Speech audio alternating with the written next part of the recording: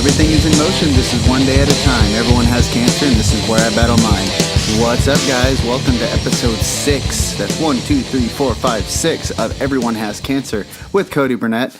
And hey, I'm Cody from the Court of Cows, if you have not figured that out yet. I want to thank the Court of Cows for giving me this soapbox, if you will, to this pedestal to where I can do my own show. If you want to know what the Court of Cows is and you just don't know about it and you've just heard me talk about it, it's a YouTube channel that I have with some really good guys, August, Chris, Mike, and Matt. And, we do all sorts of like comic book stuff. We do video game stuff. We do a lot of opening, like YouTube, like, box openings for like Pokemon cards and stuff like that. We have a Twitch, we do a lot of stuff. We even have our own podcast that's like 30 some odd episodes strong, and growing. And, but yeah, if you want to know anything about any kind of superhero, since, that's not done to death yet, or any kind of like, video game, or you just want to see some of your favorite toys get opened, or if you just have a suggestion and want to know more about some of the dorky stuff that's out there as far as pop culture goes, hit us up. It's, facebook.com/Court of Cows. We don't have, you've heard me say it before, we don't have a YouTube account that's like, youtube.com/Court of Cows is like youtube.com/*/fish symbol $4935. It's one of those. So go to facebook.com/Court of Cows. You will find all of our stuff there. And through there, you can get to, this show right here, which is Everyone Has Cancer. Or check us out, check me out at facebook.com/Everyone Has Cancer with Cody Burnett. I believe that's my URL. I'll have to check that out. I guess I should probably do that before I start telling you where to go. You just know where I'm sending you. So, I'm trying to streamline this because I'm going to do things a little bit different today. One, I'm going to tell you obviously what the show's about, so I'm going to sound like a little bit of a broken record there. And then we're going to jump right into this story, I promise, which is like kind of the peaceful times. And, I was going to try and lead up into the BA house, which I'm still going to do. You may not know what the BA house is, only like that's kind of an exclusive group that knows that, meaning that it's only my friends that are as old as I am that really remember that place. And we'll get there, but there's something, at some point I'm going to finish up that story. I'm going to set the timer on my phone, and like we always do, but this time I'm going to set it for 30 minutes, and I know we always go over a little bit, because I'm a guy who likes to rant. I'm kind of liking my own voice, I guess. I'm a very wordy person, almost to a fault, like damn near, no, to a fault. But, the second half, I just want to talk about something that's, very, very, very important to me. So, and something that I struggle with, and it has to do with a post I did recently on Facebook that I actually got some different reactions from it. And it's just really on my heart to get the message out there. So, but first, let's dive into it. And, like I said, introduction, tell a little bit of the story where we are so far, and then we're going to jump in and actually do what podcasts are, I guess, I don't know, they're meant for a lot of things. They're really just meant for a position for one to talk, but, we're going to do story time, and then, and then we'll jump into an actual just topic that I want to talk about. So, but yeah, this show is called Everyone Has Cancer. Don't get worried. I'm not saying you do. I'm not saying you have it. Everyone is capable of having cancer cells in their body, yes. But here's the thing, is in 2001, I was diagnosed with leukemia.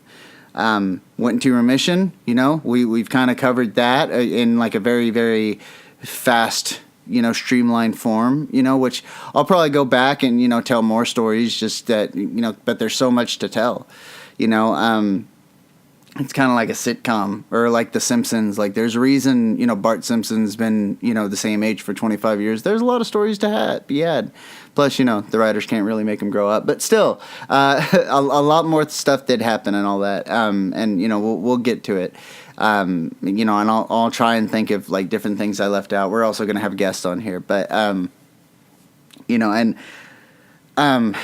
now, I have people that contact me. Like, it's not like a whole bunch of people. We're talking maybe like one or two. And that's what it's all about, that contact me after listening to a specific episode. So 5 different times, someone that I know has contacted me and said, "Hey, do you want to hear my story?" And it's not the fact that they had cancer. It's not always that, because here's the thing. This is why it's called Everyone Has Cancer, is because I got sick and then I went into remission. And then in 2005, I relapsed and had to get a bone marrow transplant.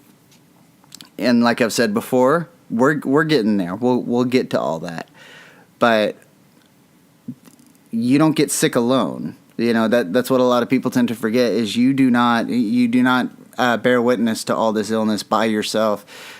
Everyone in your immediate area, you'll always know who your loved ones are, because those are the ones that are like most affected by it.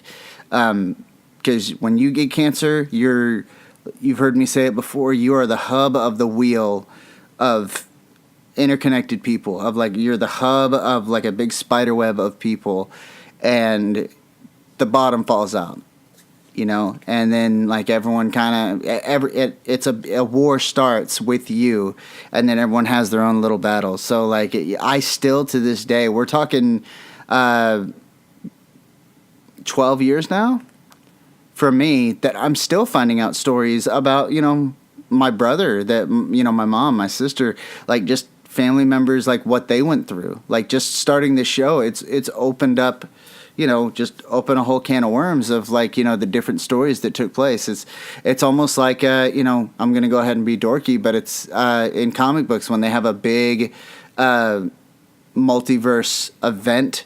It's not just the same event for everyone. It's all these individual stories that all deal with the same thing. But yeah, I got better, and once I got better, I started hearing, from different friends and family members and different people that knew me, or like said they knew me, or whatever. They just tell me like what an inspiration I am, and how courageous I am, and how strong-willed I am, and all this stuff, and like I'm such a hero. Well, to me, what this hero did is lay in bed, cry, and throw up. Like that's, and take more pain medicine than the body can handle. Yeah, so I didn't really think I did anything really heroic. I didn't stand up and say, I'm going to beat this cancer. No, I laid in bed and cried and wish that if this cup could pass me, to please let it pass me. Like I didn't want anything to do with it. But, like once it happens, and you just have to deal with it. There's some fights you just find yourself in. Like there's no two ways about it. There's no walking away from it. There's no getting around it, And, forever I would have people tell me like a hard thing they were going through, like a domestic abuse, or like an addiction to, to something, like a physical, sexual, or mental, or verbal abuse that they went through with like a family, loved one, or significant other, or father, mother, brother, sister, uncle, aunt, like whatever, like there's so many different kinds of abuses out there. And then there, I'd hear about that. I'd hear about addictions to all sorts of stuff, to, all the way from drugs to porn to sex, and,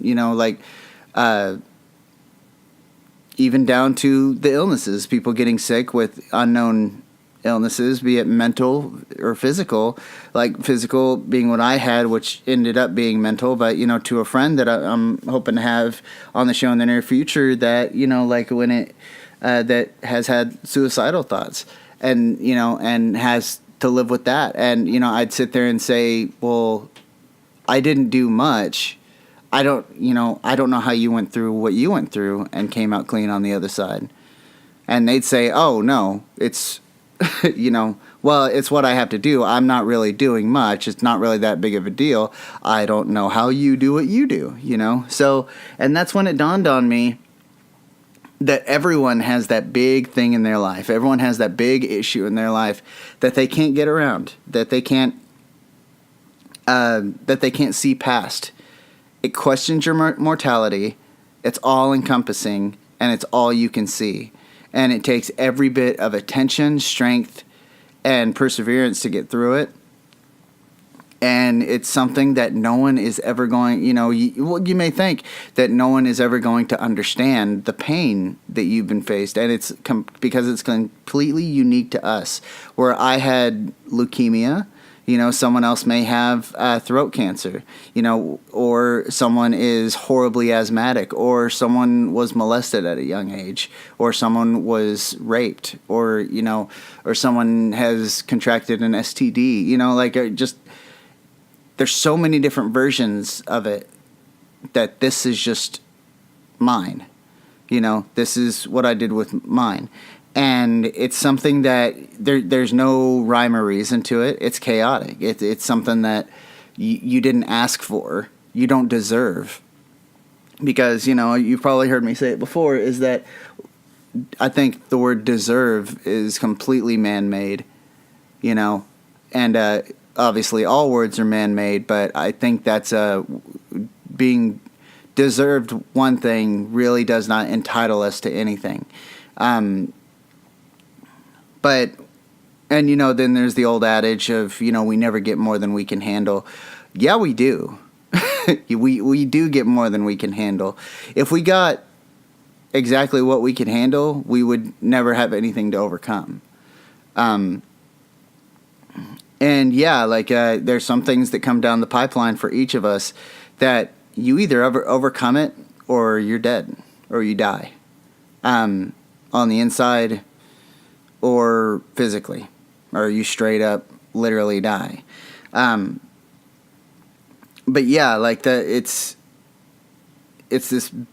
Everyone has it. They're going through it, or they're going to go through it, or they have gone through it. And what it's going to do is it's going to leave you wondering why this happened to you, why you've had to face all the brokenness, all the tragedy in your life. Well, I'm not here to give you the answers because I don't know them. I don't know there is an answer, because when it comes to the questions that we have, an answer is just really what makes the most sense to us. We're not looking for something we're not looking for something that's right. We're looking for something that gives us peace. And there is no peace when it's a chaotic storm. You can't say a tornado just came, stirred up because you were a bad person and it came right for your house and just so happened to destroy all your neighborhood, because it's not something we ask for. But how we give it meaning is doing what I'm doing now. This is me fighting what I've been through in my life. Because talking about it, what that's going to do is someone will hear it. If you hear my voice, then you hear it, and I'm being a success. Then I'm just getting my story out there. And what that's going to do is that I have the tools. I know how to get through. This has led me to a life of sleep apnea, to high anxiety, and anxiety disorder. I've gone through the addictions to pain pills, which again, we'll go through that in a little while. Addictions to all sorts of stuff. And I forgot where I was going with it. And that's probably because I, was addicted to quite a few things. But yeah, like this, it's kind of led into different problems in my life. Oh, that's where I was going. And, now I've gone through the ringer and I have the tools I need to get through any kind of problem. Because, once you have cancer, a throat cold really doesn't mean much to you. Like a bump that might be infected doesn't really mean a lot to you.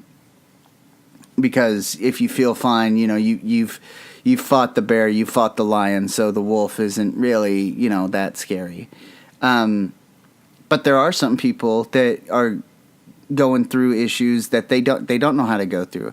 Again, I talk about it a lot, but I have a friend that, deals with suicidal thoughts, and it's not because they have a crap life, they have a wonderful life. They have a very wonderful life. But as far as, like married, has kids, stuff like that, and very supportive significant other, but just struggles with stuff like this. And anytime she starts having those thoughts and it's getting really bad, they have a protocol they follow. They got a safe. They lock up all the sharp objects in the safe, and they start walking through, her reading material and stuff she's supposed to do. I really want her to tell her story because there is a person out there that has never dealt with these thoughts or does not know how to deal with these thoughts.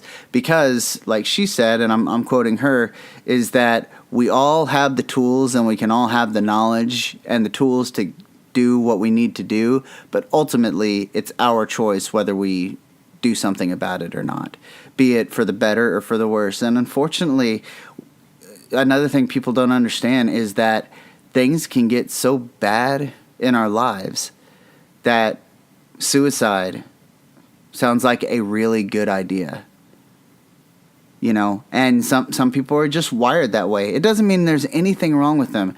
It's no one is wired the same way. Everybody is different. And some people think that, you know what, maybe if I cut my arm a little, it'll make me feel a little bit better. It will release the pain. I had a friend way back when, this one girl that's how she explained it. She was a cutter, and she would explain like the whole cutting her arm was what that did was release some of the, because there's so much pain inside, and it was like venting out the pain. And and I remember her telling me that. I've lost track of her years and years and years ago, but yeah, I remember her telling me that. But yeah, it just makes sense to some people. But if they would just talk about it, if they would just get their story out there, that's how you give it meaning. That's how you give it purpose. In BVS, Batman says that, he found out at a young age that this world doesn't make any sense unless you make it. And this is how you make it make sense. I struggled for a long time wondering why this happened to me. And, you know what? That's what we're going to talk about because, that's where we're at. So, where we were in the story is I was home, I was getting better, and it was coming time to go back to school. That I was actually healthy enough to where I could get back into it. And like I said, let's talk about that for 30 minutes, and then I'm going to close out the show with talking about something that's very important to me. And I guess just something that really needs to be said. So you'll see what I mean. But all right, 30 minutes on the clock and go. Okay, so at this point in the story, I'm doing a little bit better. I'm hanging out with friends more. I'm getting out of the house more. But I'm still, there's some parts about me that are still very, very weak. I think it was another 2 years before I could walk around, but I could not run. There was no, I could kick my legs up as hard as I could, but it was like a very, just looked like a very sporadic walk when I tried to run. There was no speed behind it whatsoever. And, and that honestly, it took me a good 4 years before I could actually run a full sprint without any issues. But yeah, being up for too long I would need to rest and all that stuff. But one thing that happened, before we went to school is, went to St. Francis every Monday, and St. Francis Hospital and get my blood checked. Had to do that for a while. Had to take the handfuls of methotrexate of chemotherapy. Had to take the steroids. Oh, the steroids, and and had to get a bone marrow biopsy every now and then, and had to get spinal taps. For a very long time. Yes, I've heard of the band, but I don't know if you know, but a spinal tap is actually called a procedure. And you have to do so many of the spinal taps where you have to lay down on your side and they stick a needle in you and, they draw out some of your spinal fluid and then you lay there for a little bit, wait for your spinal fluid to, balance out and you're good. But I got to a point that I got so tired of getting, doing this whole procedure where you had to get knocked out and everything. So I just asked if I could do it without getting knocked out. And, we started doing it without anesthetic. I would just lay there. You get into the fetal position and on your side, and I would just I would wear some kind of like pajama bottoms that were like flannel or like plaid, and I would just find a little pattern on my knee and just stare at it and just trance out on it and just get to like a point of relaxation and meditation. And yeah, and then they stick the needle in. It's in there for a little while, and then they got to jerk it out, and you feel the needle go in, so that kind of sucks because it kind of stings, and you feel it like barely touch your spine, and sometimes they wouldn't get it right, and you'd kind of have to like pull open a little bit, and you could feel that, but it's not a fun story. Like I said, this story is not always going to be a, it's going to get gross sometimes or like unpleasant. But yeah, I had, while I was doing that, I was kind of like I said before, you can't go back. You can't just jump into your friendship like circle again, because life does move on. Time always passes, even though you feel like you've been taken out of time and kind of just put over. That's how I felt. Like I felt like I was taken out of the flow of time and put over in this area where time ceased to exist, and everyone moved on without me. And when I came back, I didn't just have my spot back. Like I had to reacclimate myself into the group. New relationships had started. New friendships had started. Friends that I thought didn't really get along were like besties now. And like I even had some friends that were dating now, that I was like, wait, what? You guys are dating? I had a few constant friends. One of the friends out of that group of like Jared, Matt, Chris, and all them is, a lot of them did kind of move on, and I'm not holding it against them, but they did, because that's what life does. No one is gonna, on the way outside, my immediate family, my mom, my sister, my dad, my brother. Yeah, our life, we're kind of, we kind of had to focus on all this and then get back to life as a whole. But my friends, we were all still growing up, so I mean, like they had. You can't leave for 2 years and then come back and act like everything was put on hold, because it wasn't. You can't just go back. Because why would you want to, really? Because it's an opportunity to put it all behind you. And yeah, I mean, even to this day, I've had people come up and ask me if I'm still in remission or how are you feeling and all that. And it's to a point that it's now a pet peeve of mine when people ask. Like if you ask, I understand like the caring about you and stuff, and I'm never gonna be like, oh God, I'm fine, But there's if you're asking about it still after all these years, like it does kind of make you feel weak, as I'm sure like people with an addiction or have actually gone the extra mile, and a suicide letter has been found written by them. Like I'm sure they have to face it on a constant basis. Is like someone asking, like, "Well, how are you doing? How are you feeling? How's your health? Are you in a safe place? Are you taking care of yourself?" It's like at first you understand it's endearing, it's sincere, but it gets old. Like it did for me. I can't speak for everyone, but it did for me. Like even to this day, like I have people being like, "Well, so."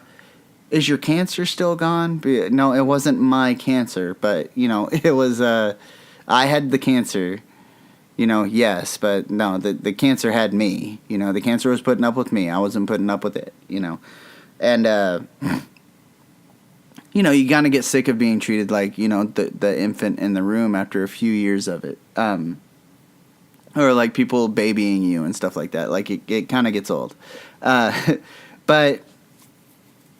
But Jared, one of the guys in the group, he's another dude I haven't talked to in years, but me and him became really close, and kind of just fell out there after a while.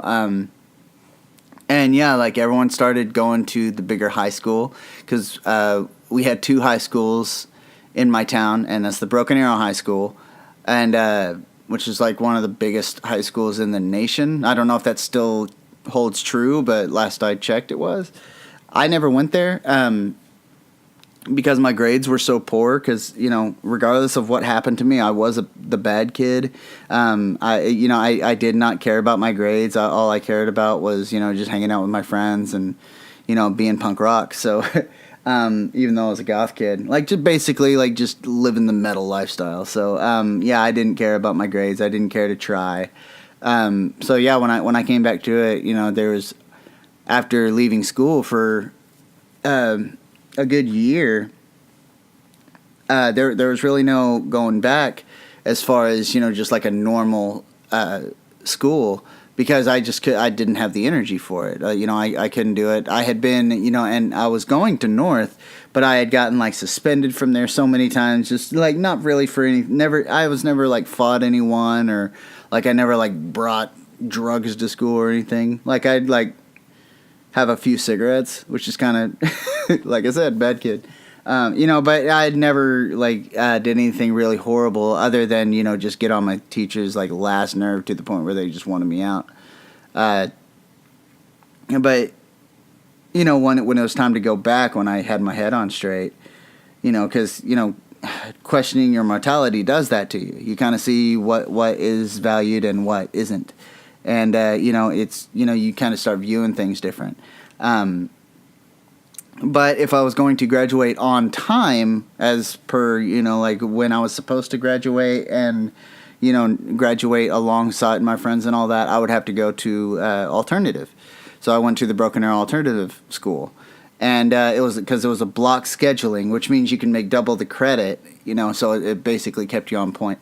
I was going to go from, like the big high school to the hospital bed, and instead of going back to the hospital bed, or going back from the hospital bed, it was like I was on solitary confinement and then like released into the main colony again, But I was, there with all the bad kids and stuff like that, and but they were actually really cool about it and said that, because of my illness and because of what I was going through, I only had to attend 3 days a week, and the rest of the week. And I could pick the 3 days. Like, if I wasn't feeling up to it, I didn't have to go. And so, that's what I did for a while. And I mean, what kid doesn't dream about that? Like, that, just get a free couple, like, get a 4-day weekend, So, yeah, like, there for a little bit, I just wouldn't go Thursday and Friday, so I'd be off longer than I was on, And, but yeah, and that got a little bit better. But one thing I'm kind of skipping over is, like the hospital did this whole thing, which was called cancer camp. It's basically they take all the kids that have weak immune systems and are bald and all that stuff, and they stick them on this camp, like Camp Anawana. Really showing my age with that reference, but yeah, and they stick you out there for a week, but every single adult there is a nurse from the hospital. So I mean, you're in good, if anything were to go wrong, it's cool,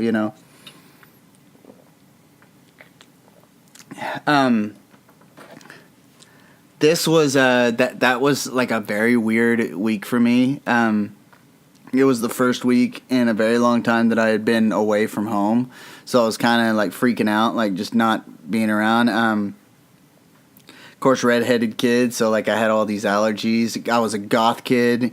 But before all this, I was a goth kid, so like natural light, like I wanted to stay away from it. And first day there, man, like, the first day, I got this, the allergies just got to my eye, and I could not see out of my left eye, and I was just walking around with my eye closed. Then they give me some Benadryl, so like now I'm touring this whole big camp, and like I'm falling asleep as I'm doing it,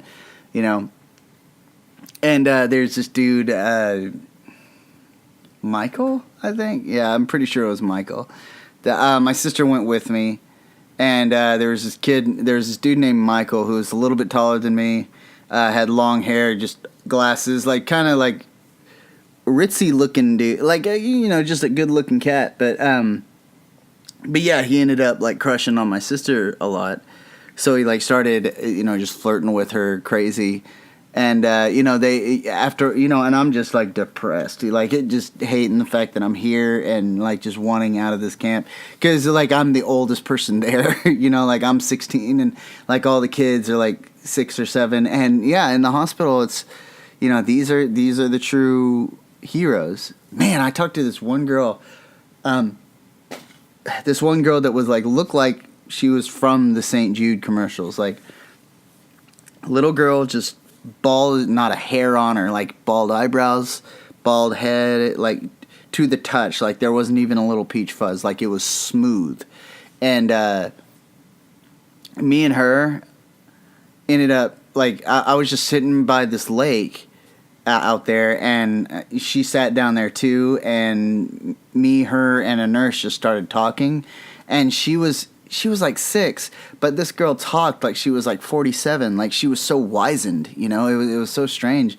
And me and her sat there and held a conversation, and she was telling me about how like they were worried she wasn't going to be able to come out because like they have horses and they live out on a farm, and like she got trampled by the horses or something like that, so she's like lifts up her shirt and she's like, yeah, this is where a horse stepped on me, and she's got this big old bruise on her gut, and she's just like telling me like, oh yeah, horses are mean. And I mean, she's like knee high, just knee high from a cricket, like that whole thing.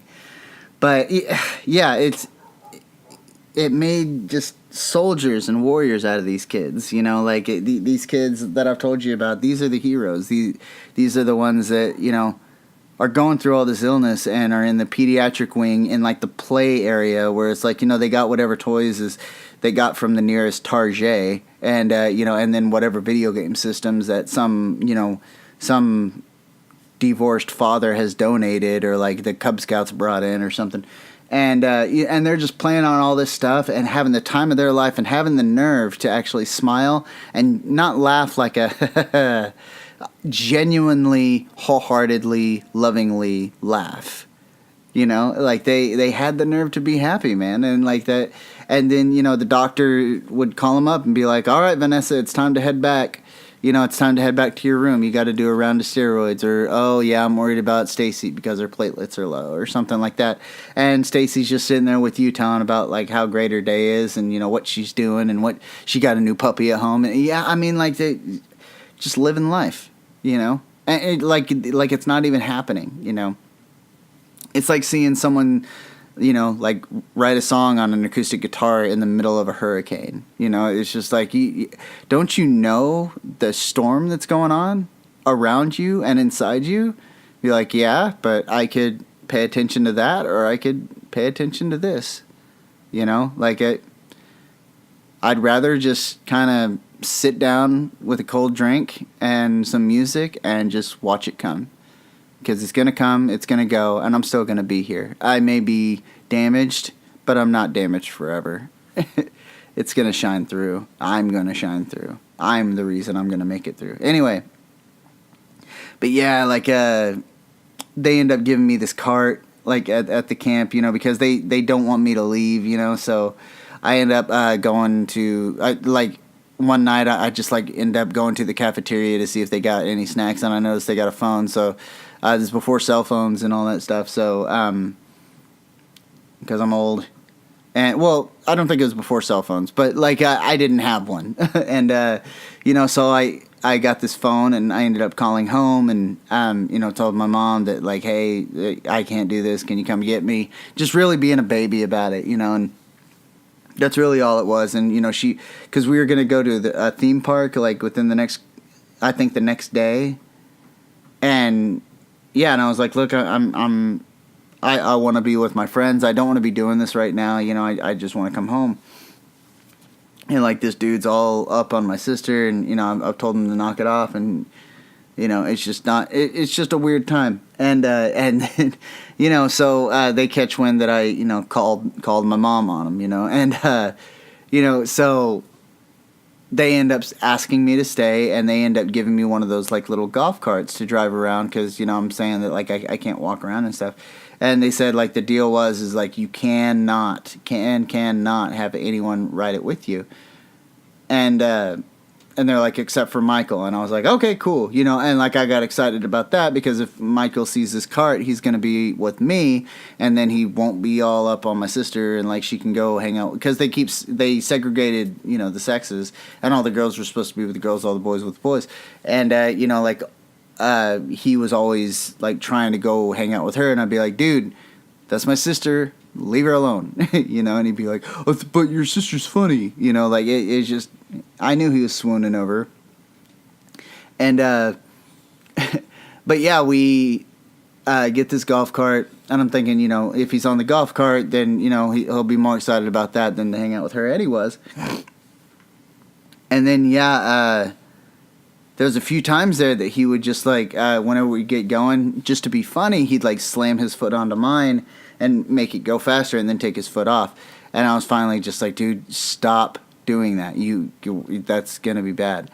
And then, yeah, like, I remember we were getting in the cart one day to, like, go up to, like, go from our bunks to the swimming pool. And, like, all these kids were getting ready. And one of the kids was like, hey, can I ride on the cart? And I said, no. Because, like, and they were like, oh, come on, please. And I was like, no, I can't. You know, the nurses told me not to let anyone ride on it with me. And, like, they got kind of upset. And I remember one of the kids, like, when I finally got in the cart to leave, he just jumps on the back and he will not get off. You know? And so I finally tell him, dude, just get off the back. Like, I can't, I have to get up there and I can't go up there with you on it. Like, they said no, you know? And he hops off. I start going. And he jumps on the back, like, instantly.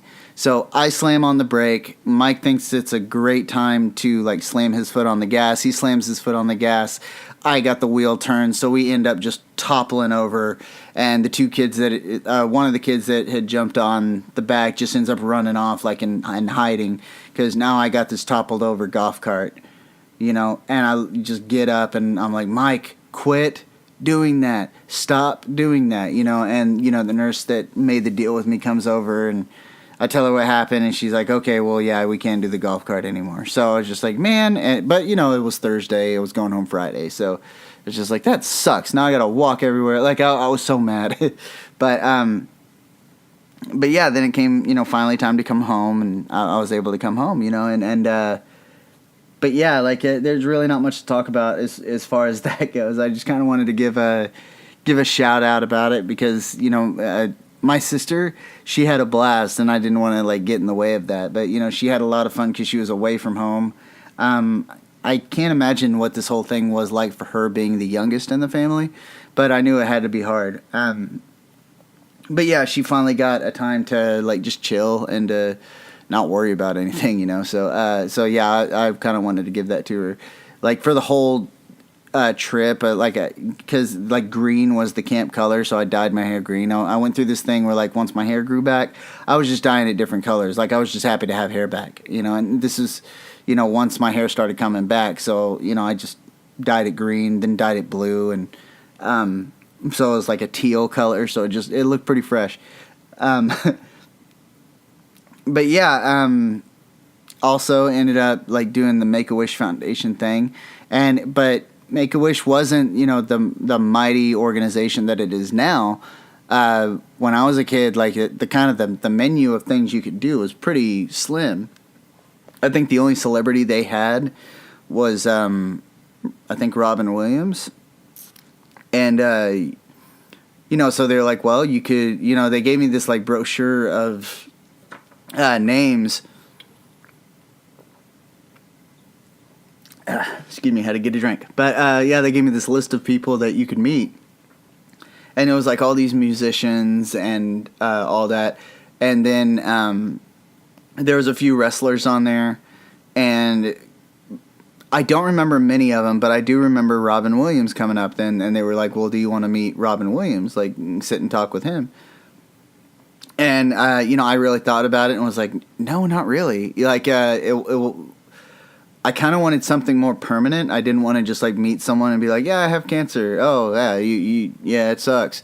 I got over it though. All right, cool. You know, thanks for meeting me." You know, I didn't want to do something like that because it was so, like, it was just a temporary thing. It was just, you know, like, what if I end up meeting him like later in life? Just happened to meet him, you know? Then obviously that didn't happen. But you know, like, I didn't like the idea of just like using this a Make a Wish on meeting someone. I kind of wanted something more permanent, and you know, so been a music fan, been wanting to do like the lead singer thing for many years.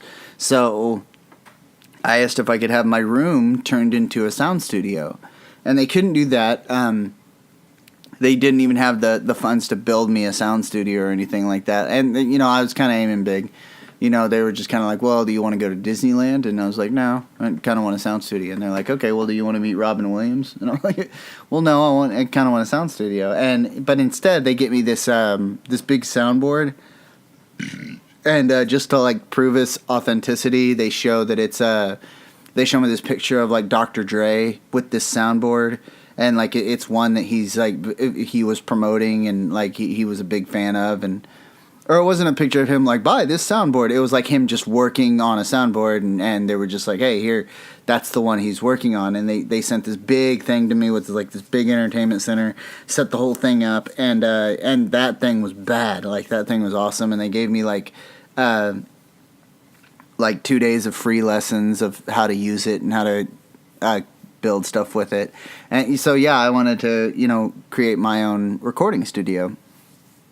And that was just the start of like a desire for like a music career.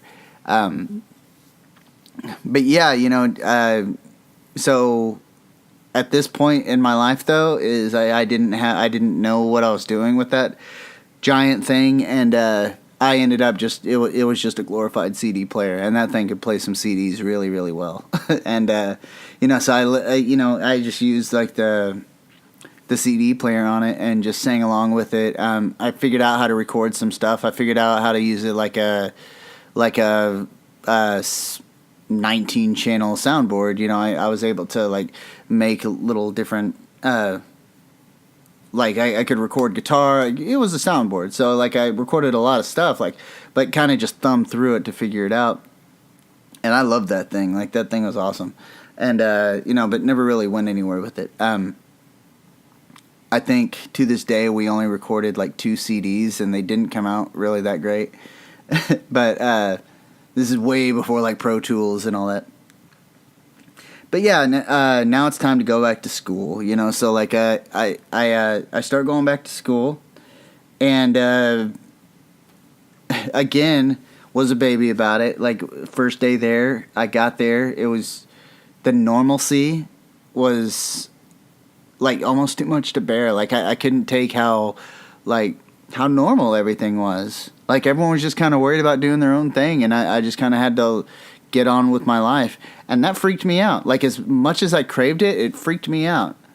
It was like being a fish and being like, I've always wanted to swim, and then you get the opportunity to swim, and you're like, hell no, I'm not swimming. That's scary.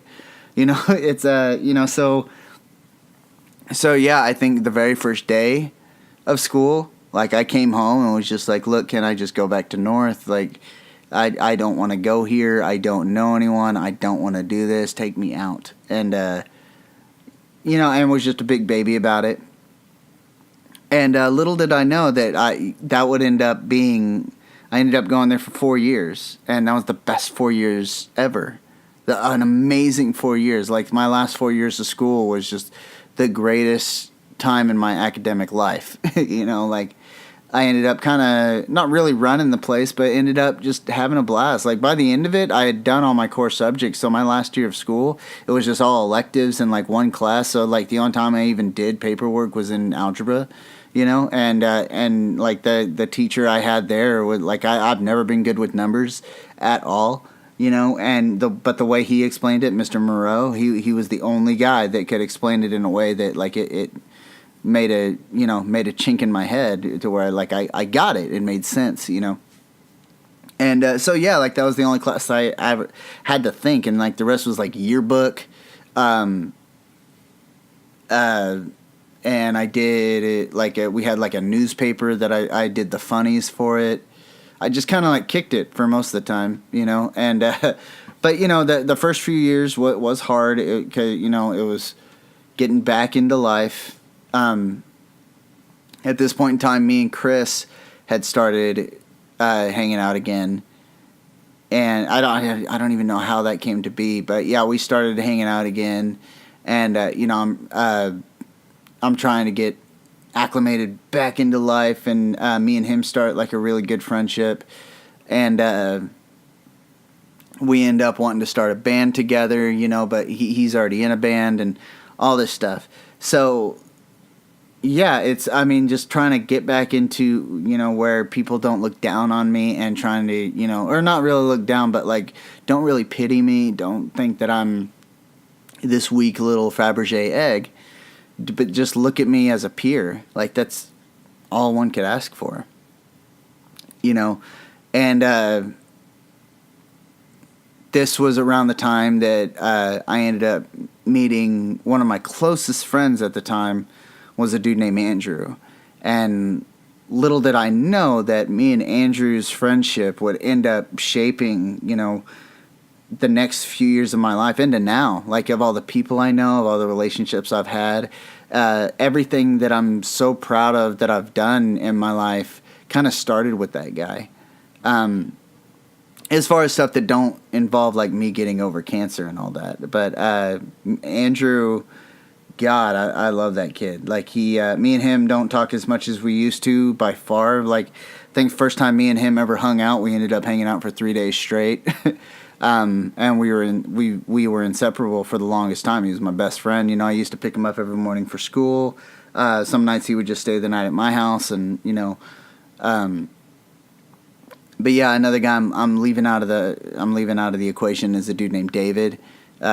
David was also, he lived in my neighborhood, and me and him, like, when I was trying to get out back there in the world, me and him started hanging out more and more and more, and we got closer and closer and closer.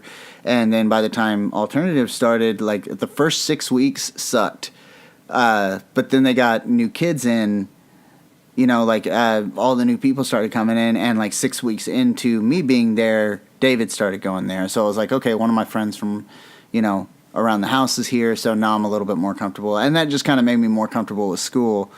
And, and I ended up doing fine because, like, me and David were inseparable. And then a few years, I think like a year later, me and Andrew met, and then me and him were like inseparable. I was still hanging out with David a lot, but like I kind of...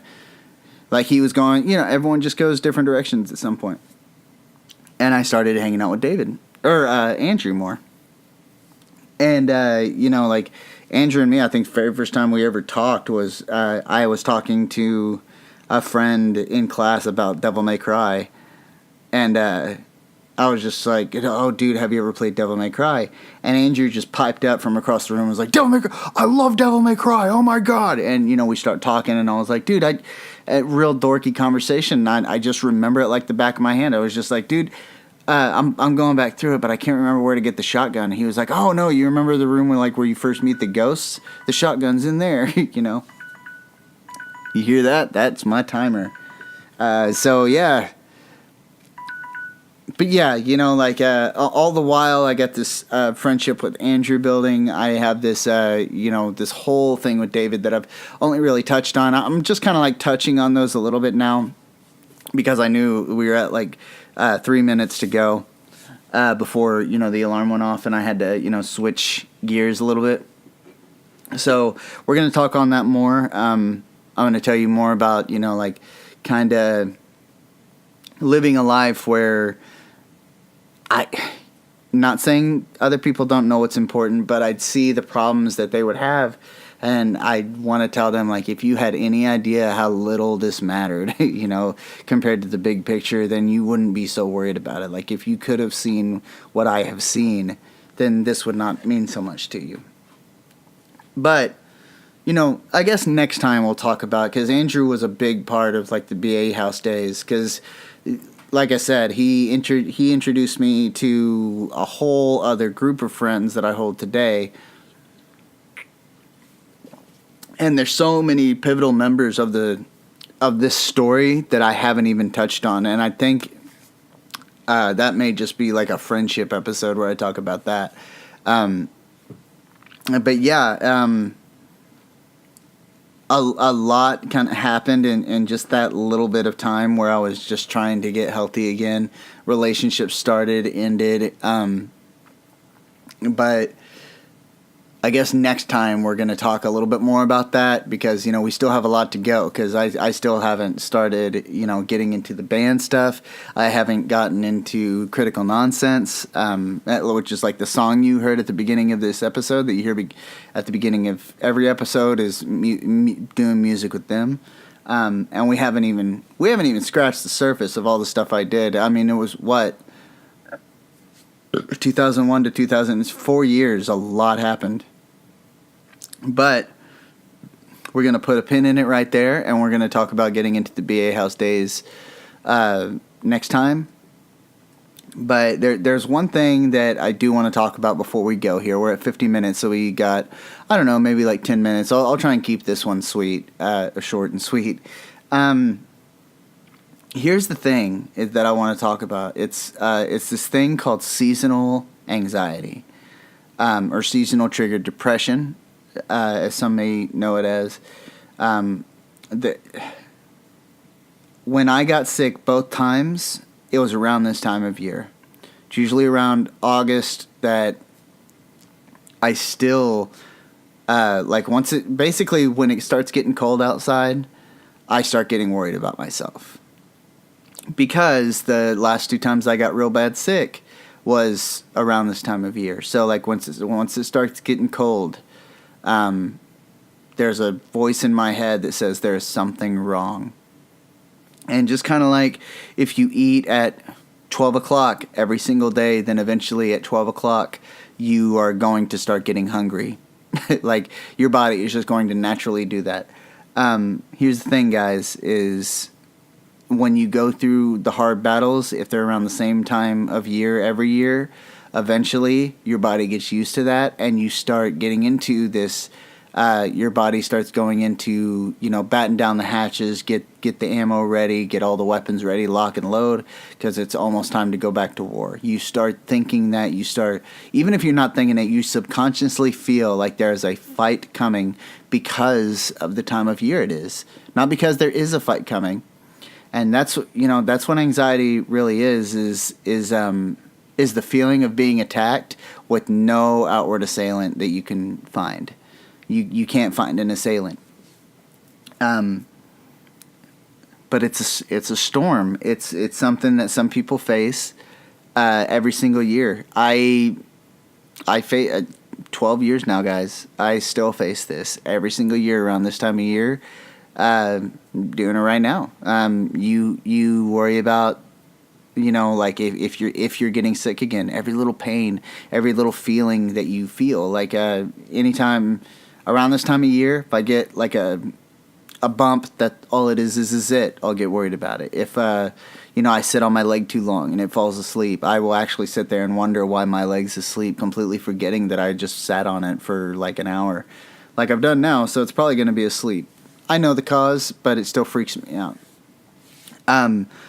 If you start getting cold, you start getting sick of any kind. Like if I do, this is what I start thinking of.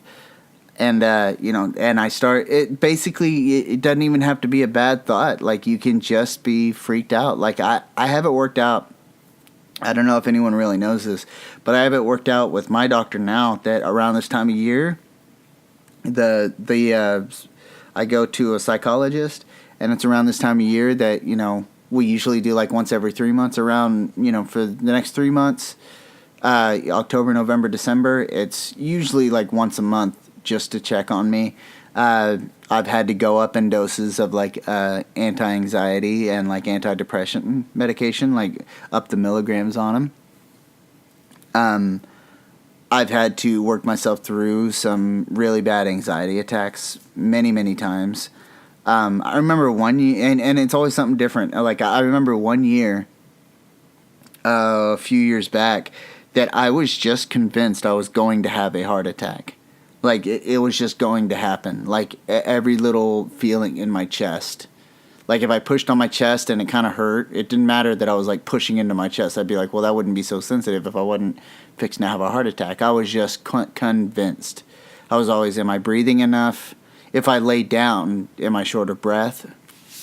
And I got myself worried to death to where I couldn't even think straight. I remember sitting at the Thanksgiving table sweating,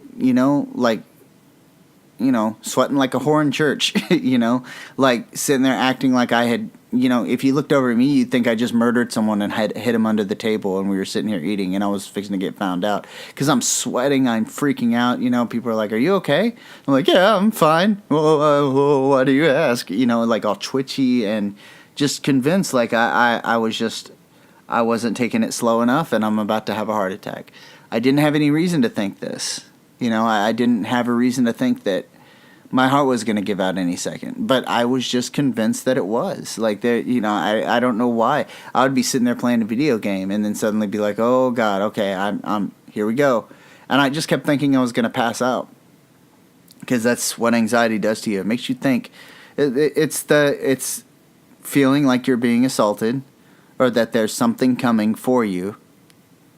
Here's the best way I can describe it. An anxiety attack for those who don't know.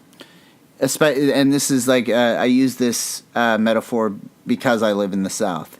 But imagine you are sitting there minding your own business, watching TV, doing laundry, or eating, or reading, or just, your favorite show's on.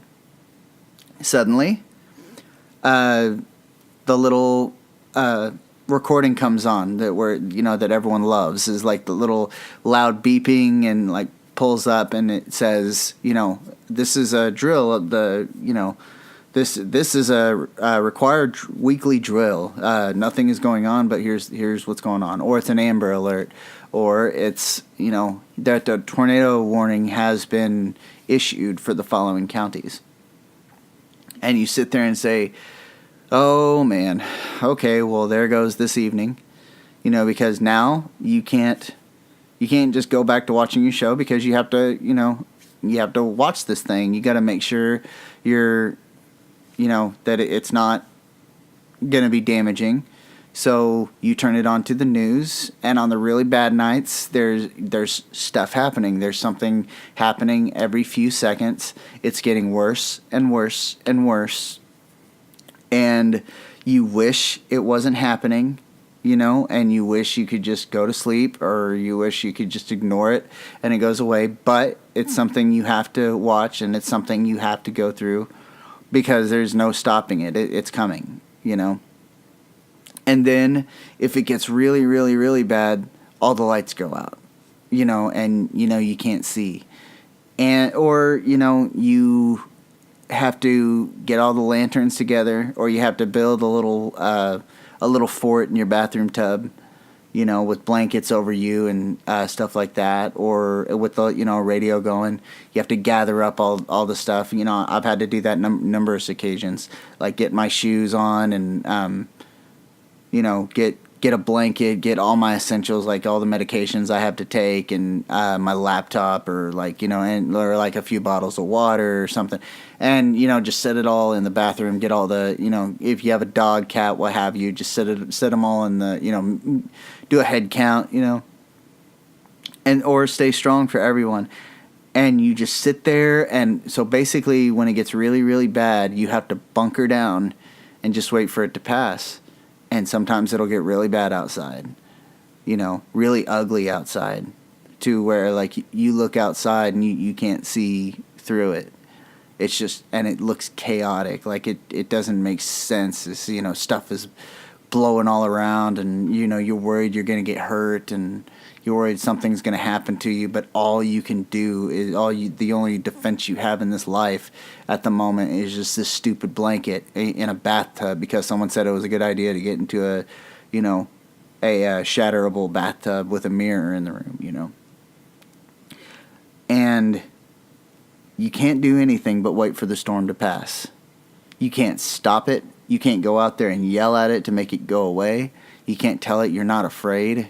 You just have to take the precautions and then let the storm come and let it pass. And if you get through it, and it doesn't cause you that much damage, then, then it just subsides. It just slowly goes away. And some nights are worse than others. Some nights is like that was one, here comes another. And some nights it's it happens and you're good, or it's not so bad. And it was just like a slight tornado watch, and nothing ever really became of it than some rain, but you still had to like take your attention away. That's an anxiety attack right there. I mean, that's the best way I can explain it. It's this thing that when it happens, you feel it. You feel the onset of it, as my mom says. You feel it fixing to happen, and you don't want it to happen. But if you try to stop it, then that's going to make it worse, because that's going to put you in more danger. The best thing you can do is to bunker down and know that this isn't your first time. It will not be the last. And you just have to wait for the storm to pass over. You have to wait for it to come, be on top of you, and then, or like be in the middle of it, and then it leave.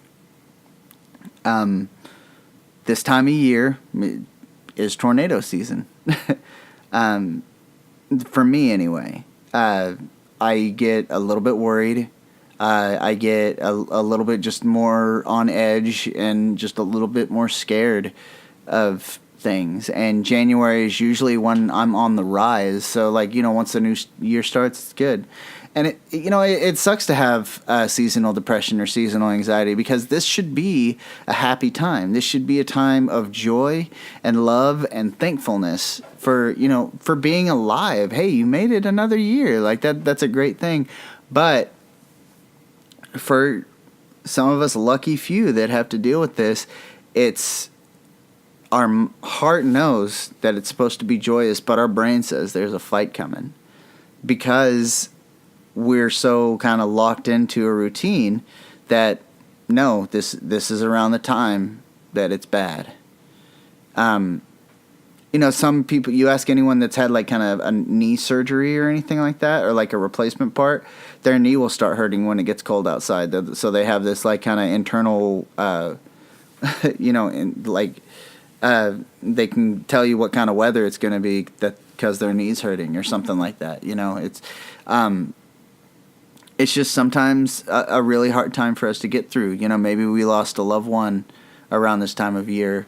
Maybe we just what this really brings up is the pain we really went through, the time that we really had to put on an APB and do a calling all cars and get all the support and all the help we could.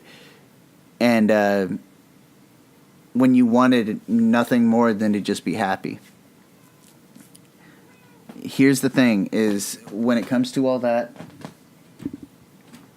you need to talk to someone. You need to find someone that is willing to listen and just sit there with them and say, hey, look, I'm having a hard time this year.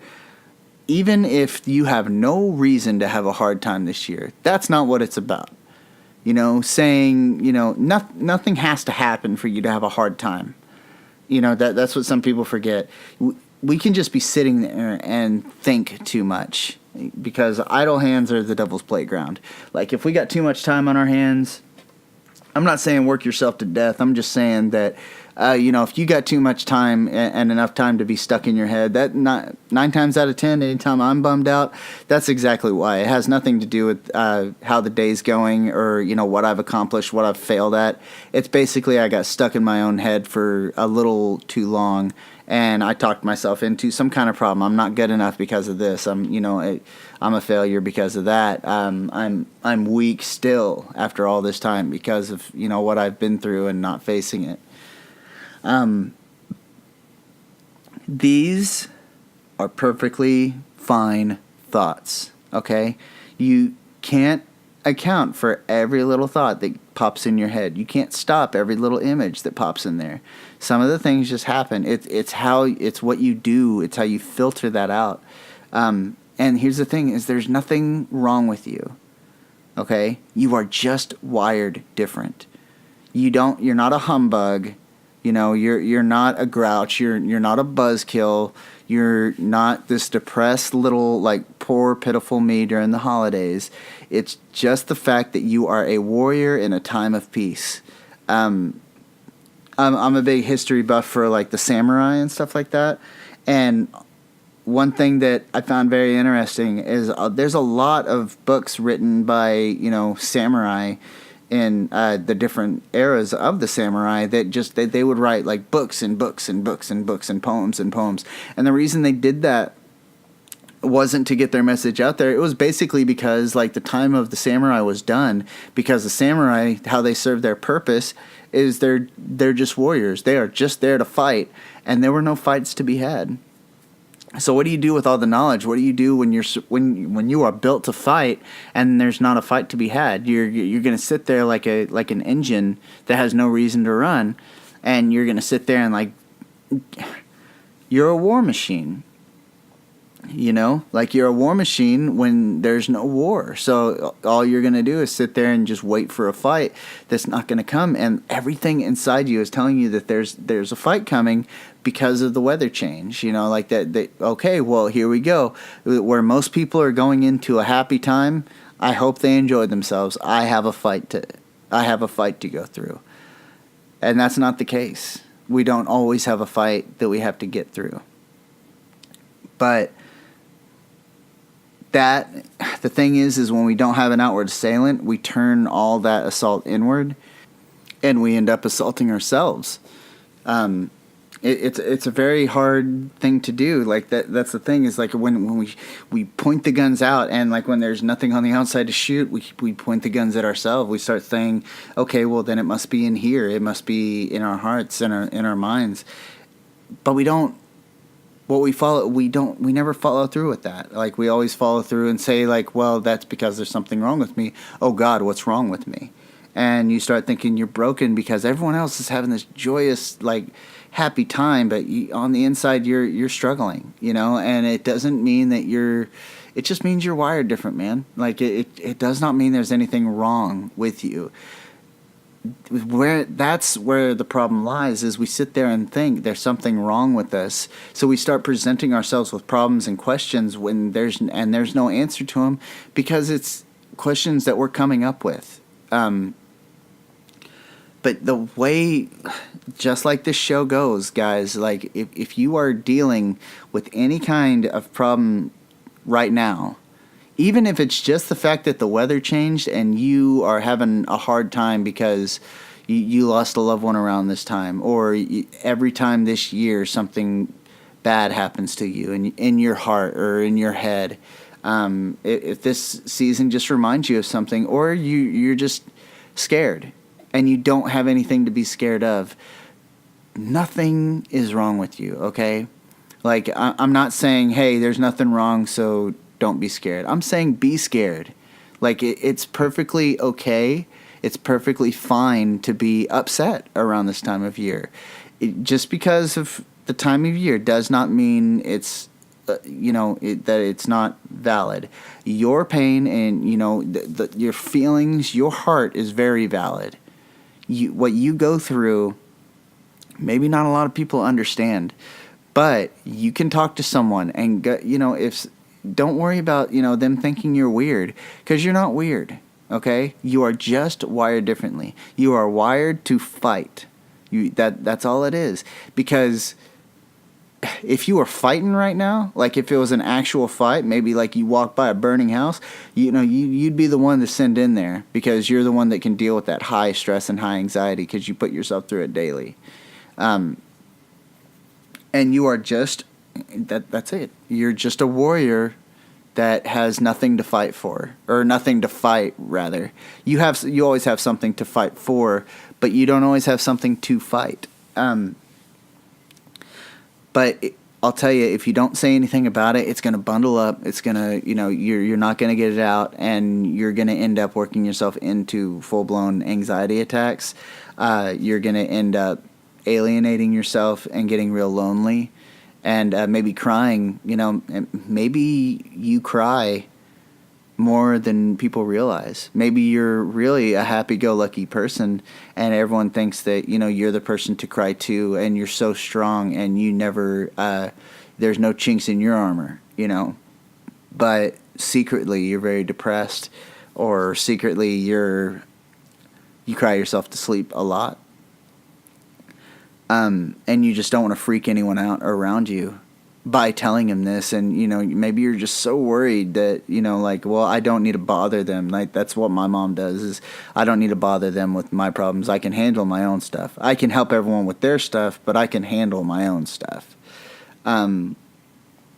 Or they would just rather not get looked at differently. Well, I'm here to tell you that I will never look at you differently. I will never I will never think of you as a strange person, a weird person, an awkward person. What I'm going to look at you as you. Just because you're this way, because and the reason I do that, even though I don't know you, is because I'm the same way. It's all of our originality that makes us one, that makes us so alike. Because I've said it before, is that if everyone that had a problem in their life, it works for this too. If everyone with seasonal anxiety and seasonal depression shot a firework off tonight at the exact same time, it would light up the sky. Because you are not alone. It's in our uniqueness that we are all together. Because some people just have a harder time with this time of year. And me, like I've said, 12 years later, I still have a hard time with this time of year. Some years are a little bit easier. Some aren't. This year has been, just a little bit, like doing this show, it's very cleansing, it's very purging, and it's very helpful to me personally. And I think, the four of you that listen to it. But this year does, because of all this, it has brought up other things and, brought up old fears that I'm going to sit here and fight, and I'm going to sit here and stand up against. Not to stop it, but to let it just pass me. Because that's all it is, guys. It's a storm. And once you realize that the high anxiety isn't something that you need to stop, isn't something, you should look it up. Like, one thing that gave me peace, what a slim chance it is to actually pass out from having an anxiety attack. Like the chances of losing consciousness are actually pretty minimal. Like, I'm not saying it doesn't happen, because it's not really the anxiety attack. The anxiety attack gives us, like, we start breathing faster, we start breathing lighter, and that makes us lightheaded, and then we start thinking we're going to pass out because we're lightheaded, when really we're feeling lightheaded because we're going, we're like breathing so fast and so short. But if we can, that's what I'm going to do. I'm going to post a video here pretty soon that is just like a companion to an anxiety attack. Just something you can watch to get you through it. If you find something that's like top 10 ways to avoid an anxiety attack, here's the best way to avoid an anxiety attack. Don't try to avoid it. Let it come, because it's just a storm. This time of year for me, it's just a storm. I feel a storm coming, whether it comes or not. Ooh, that sounded bad. Whether the storm shows up or not, I'm expecting a really bad storm. That doesn't mean there's going to be one. It just means that I am wired to really fortify and build a stone wall around my house, in my heart, and get ready for war, even when we're in a time of peace. So you need to, if you're having any of these issues, if it's down to anxiety, or if it's down to depression, if it's down to you're feeling a little bit more suicidal and alone, here's how you feel not alone. You talk to someone. Anybody. Just someone you feel comfortable with. And screw what they have to say about it. And for better or for worse. If they give you motivational thoughts, or like a good way to get through it, that's always good, but maybe what you really need is just an ear. You just need maybe you just need to tell someone, because you just need to let this stuff out. You need to not so someone else can hear it and tell you what to do. It's so you can hear it, so you can hear yourself talk about it. Because hearing yourself talk about it is that. Because here's another thing, guys, is you are not your inner monologue. As much as we want to believe that, that's something I've struggled with for a long time. Like, the inner monologue you are having right now is not you. That is a small piece of you.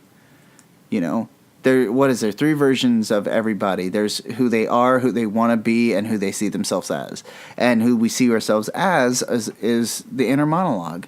Like, that's how we view everything. That's the voice that has no voice. You know, it does not hold any merit. It's you know, it's not right about everything. You've been in your inner monologue your entire life. How many times has it been right? It's the easiest way to get worked up is when we let that inner monologue control us. You know, but if we let our real soul out by speaking, that's how the soul gets out, is by our words. I know we're going on a little 15 minutes over an hour, but that's how our soul gets out. That's how we release our feeling. We release our heart by speaking. The mightiest of weapons swings from the chin. That's our words, our voice, and it heals us. It gets all this stuff out. It's when we tell someone about it. If you want to just sit someone down and damn what they think of it, just be like, hey, look, I'm having a little bit of a hard time. It's just this year, I think why I'm having a hard time is because it's what I've been through. And this is the time of year that it's kind of been bad for me for a little while. That it's always something, like the real bad stuff is usually saved to the end of the year. Or this reminds me of when my dad passed, or when my girlfriend broke up with me, or when my husband cheated on me, or, when I was left for dead, when I was slept under a van because I was addicted to heroin, whatever, it does not matter what anyone thinks of it. What matters is that you say it. Just say the reason you're going through it. And let me tell you something. I've said it several times on the show. You are not weird.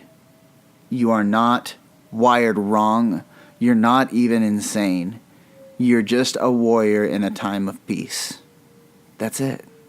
That's all you are. You're a savage wolf that is now living in a house. You're ready to fight for yours, and it's time to fight in your mind, but in your heart, it's not. So get it out there. Talk to someone. Tell me about it. Hit me up on here on my Facebook page if you want. I've had so many people. I said something about this very briefly on Facebook. Immediately had a friend that and her, my God, she ended up hitting me with her story, and I'm planning on telling that here pretty soon. But yeah, that's what this channel is. And she, another friend said it to me, is that I'm starting a support group. I want to hear your stories. I want you to tell other people. Because that's what makes us truly unique and also truly united. Because I thought I was weird for the longest time because of all this, and turns out it's got a diagnosis because it's actually pretty common. So, get out there, guys. Tell your story because it will help you. Don't tell it so someone else can hear it. That's a good reason to do it, because it's going to be like where I think I just laid there crying and throwing up. Someone else saw that and said, you are so courageous and so strong because of what you've been through. I don't know what, strong and courageous looks like when they're looking at me, but I know what it looks like when I'm looking at one of these 6-year-olds that dares to smile when they got a bald head and they're in the pediatric wing of oncology. When I see someone who's married and, has a beautiful family, but is still dealing with this horrible illness called cancer, or whatever illness that has stricken them, and they still have the nerve to smile. Or it's just when this time of year hits and we're just having a harder time than usual because it just brings up all the bad stuff. It outroots all those old fears and feelings, and we are all unique in what bugs us and what we go through, but we are all the same in the fact that we are all just a little bit flawed. So that's my story so far of my battles and my wars. I hope my story helps you. Now go, help someone with yours.